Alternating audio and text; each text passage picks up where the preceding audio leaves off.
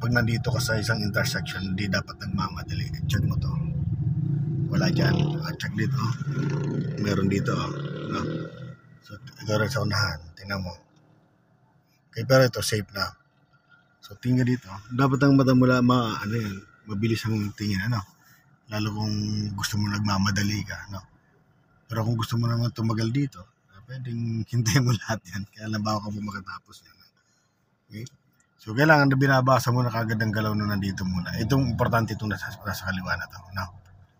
Ito may nakasignal. Nakasignal yan ang papunta dito sa kaliwa mo, no? So, pwede ka nang umalalay dyan ng konti lang. Pero mabilis yung nasa likod.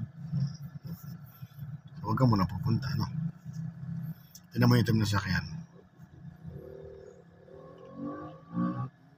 Wala siyang signal. Kaya di natin ma-identify kung dediretso siya, no?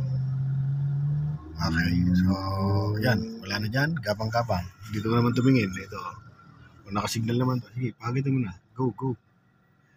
Okay. Diretso tayo doon. Doon tayo. Good. Yan. Diyan ka. Posisyon. Yes. Go, gas. Diretso.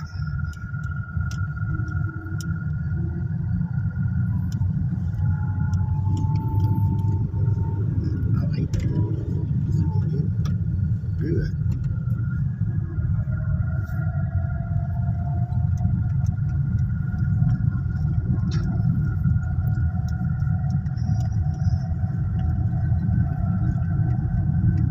Kasi yung posisyon mo laban, nasa loob ka lang ng guhit na yan. Huwag mo sasagasaan yung guhit na yan sa kabila, no?